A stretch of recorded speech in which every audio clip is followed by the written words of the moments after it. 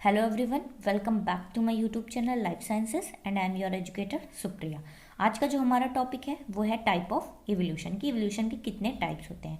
इससे पहले मैंने इवोल्यूशन पे वीडियोस को अपलोड भी किया है कि इवोल्यूशन क्या होता है और उसमें जो डिफरेंट थ्योरीज हैं, ठीक है। उसके अलावा ओरिजिन ऑफ इवोल्यूशन के ही टॉपिक में जो ओरिजिन ऑफ लाइफ आता है उसमें डार्विन की थ्योरी, लैमार्क की थ्योरी, उसके ऊपर भी मैंने वीडियो को अपलोड कर दिया, आप एक बार चेकआउट कर लीजिएगा।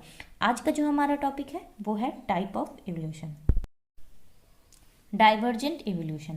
It's a type of evolution process in which two or more related species become more and more dissimilar। यानी कि ये एक ऐसा प्रोसेस होता है इसमें जिसमें दो या दो से ज़्यादा रिलेटेड जो स्पीसीज होती हैं वो क्या होती हैं, बहुत ही ज़्यादा डिसिमिलर होती है। यानी कि सिमिलर नहीं होती, उनके कैरेक्टरिस्टिक्स, उनका फिजिकल कैरेक्टर बहुत ही ज़्यादा अलग होते हैं। The similarity was due to common ancestor. तो जो डिसिमिलर होते हैं लेकिन जो उनमें सिमिलरिटी थी, पहले जो सिमिलरिटीज थी वो किस लिए थी, क्योंकि वो कॉमन एंसेस्टर से बिलोंग करते थे। तो डाइवर्जेंट इवोल्यूशन में आप समझिए कि कोई चीज़ डाइवर्ज हो रही है। डाइवर्ज मीन्स कि अपनी जो एक प्लेस है उससे दो अलग अलग जगह पे जा रही है।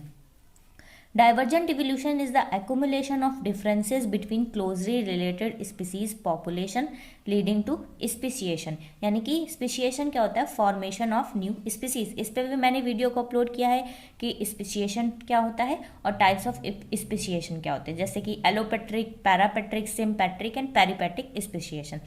जितने भी लिंक्स हैं मैं डिस्क्रिप्शन में अपलोड कर दूंगी, आप एक बार चेक कर लीजिएगा।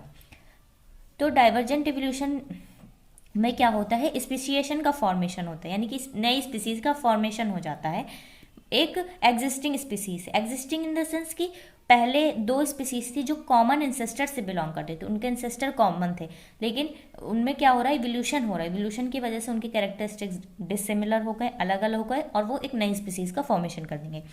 Divergent evolution is typically exhibited when two populations become separated by a geographic barrier. Divergent evolution किस वजह से होता है, जब दो पॉपुलेशन कैसे हो रही है, जियोग्राफिक बैरियर की वजह से सेपरेट हो रही है।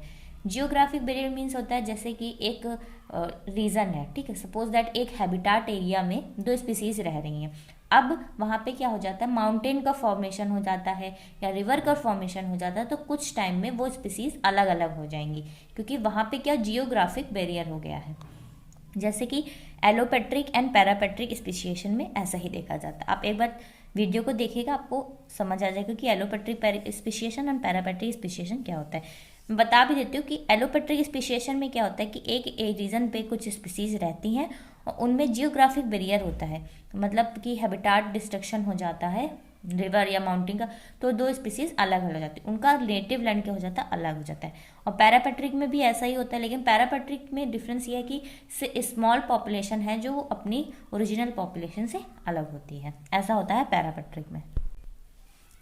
After many generations and continual evolution, the population become unable to interbreed with one another। कुछ टाइम में क्या होता है कि पॉपुलेशन जो है वो आपस में इंटरब्रीड भी नहीं कर पाते हैं। क्यों? क्योंकि उनमें क्या हो गया है कि वो स्पीसीज अलग हो गई, तो अब अलग अलग स्पीसीज तो आपस में इंटरब्रीड नहीं करती है, तो कुछ टाइम में ही पॉपुलेशन क्या हो जाएगी, unable to interbreed with one another. अब हम आगे देखते हैं कि डाइवर्जेंट इवोल्यूशन में आगे क्या होता है। The American naturalist J.T. Gulick was the first to use the term divergent evolution। Scientist थे जिन्होंने डाइवर्जेंट इवोल्यूशन को पहली बार बताया था टर्म को। Divergent evolution give rise to homologous structure. Divergent evolution की वजह से होमोलोगस स्ट्रक्चर का फॉर्म होता है। अभी हम पढ़ेंगे कि होमोलोगस स्ट्रक्चर क्या होता है। आप ये डायग्राम देखिए, यहाँ पे जैसे कि ये पेरेंट स्पीसीज है, तो इनका क्या है कि कॉमन एंसेस्टर है, लेकिन कुछ टाइम में ये दोनों क्या हो रही हैं, डाइवर्ज हो रही हैं। इसने अपना डायरेक्शन अलग कर लिया है, इसने अपना डायरेक्शन अलग कर लिया। ये हो गई स्पीसीज 2 और ये हो गई स्पीसीज 1। तो यही होता है कि एक पेरेंट स्पीसीज से दो स्पीसीज का फॉर्मेशन हो गया, ये होता है formation of new species is known as speciation. अब कुछ टाइम में ये दोनों स्पीसीज जो है वो आपस में इंटरब्रीड भी नहीं करेंगे, तो ये होता है डाइवर्जेंट इवोल्यूशन। अब डाइवर्जेंट इवोल्यूशन होमोलोगस स्ट्रक्चर का फॉर्मेशन करते हैं। अब होमोलोगस स्ट्रक्चर क्या होता है, so let's start the topic. Type of evolution. तो सबसे पहले देखते हैं कि इवोल्यूशन, जैसे मैंने पहले भी बताया, evolution is the process of heritable change in populations of organism over multiple generation. Evolution क्या है कि इवोल्यूशन एक ऐसी प्रोसेस है जिसमें जो हेरिटेबल चेंजेस होते हैं, यानी कि जो जीन्स में चेंजेस हो रहे हैं, जेनेटिक चेंजेस हो रहे हैं, वो एक जनरेशन से नेक्स्ट जनरेशन में पास आउट होते हैं, उस प्रोसेस को कहते हैं इवोल्यूशन। अब मैंने यहाँ पे 5 टाइप्स ऑफ इवोल्यूशन को मेंशन किया है। सबसे पहले है डाइवर्जेंट इवोल्यूशन, कन्वर्जेंट इवोल्यूशन, को evolution, parallel evolution, neutral evolution. इसके अलावा माइक्रो इवोल्यूशन और मैक्रो इवोल्यूशन भी होता है। So let's start. सबसे पहले डाइवर्जेंट इवोल्यूशन क्या होता है, हम एग्जांपल्स के थ्रू भी पढ़ेंगे जिससे आपको अच्छे से लर्न हो जाए। Divergent evolution, it's a type of evolution process in which two or more related species become more and more dissimilar।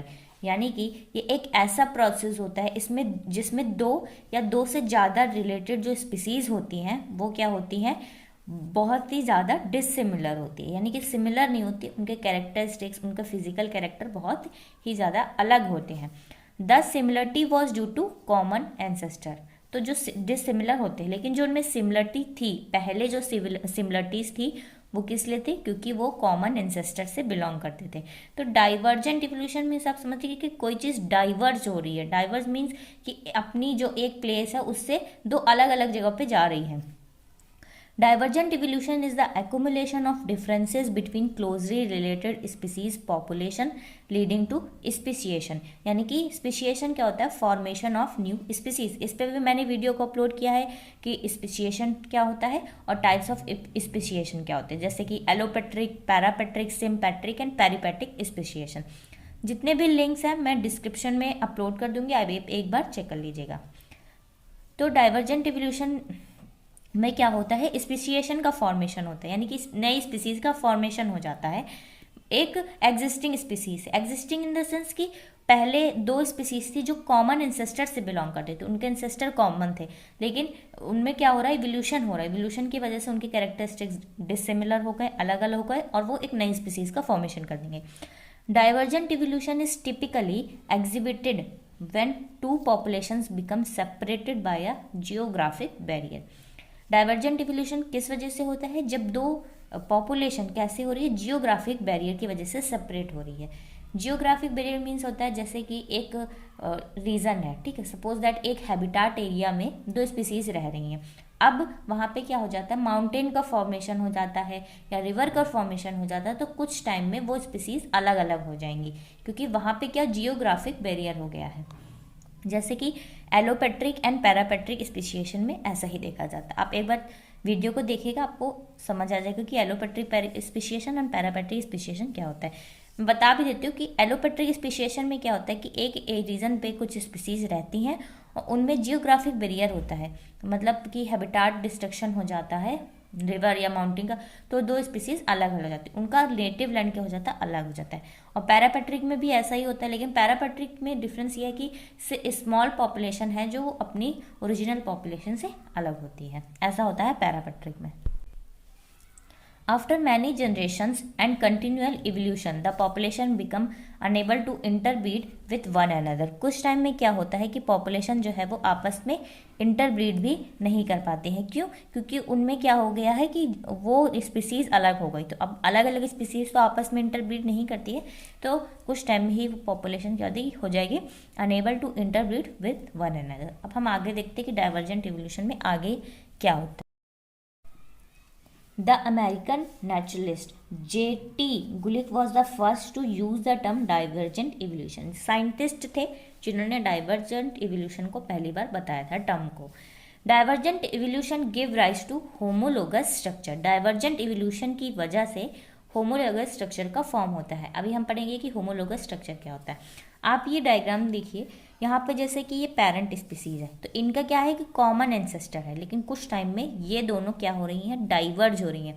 इसने अपना डायरेक्शन अलग कर लिया है, इसने अपना डायरेक्शन अलग कर लिया। ये हो गई स्पीसीज 2 और ये हो गई स्पीसीज 1। तो यही होता है कि एक पेरेंट स्पीसीज से दो स्पीसीज का फॉर्मेशन हो गया, ये होता है formation of new species is known as speciation. अब कुछ टाइम में ये दोनों स्पीसीज जो है वो आपस में इंटरब्रीड भी नहीं करेंगे, तो ये होता है डाइवर्जेंट इवोल्यूशन। अब डाइवर्जेंट इवोल्यूशन होमोलोगस स्ट्रक्चर का फॉर्मेशन करते हैं। अब होमोलोगस स्ट्रक्चर क्या होता है वो देखें। अब हम नेक्स्ट वीडियो में होमोलोगस स्ट्रक्चर के बारे में कवर अप करेंगे। अगर आपको मेरा वीडियो अच्छा लगे तो मेरे चैनल को लाइक, शेयर और सब्सक्राइब जरूर करिएगा। Thank you so much for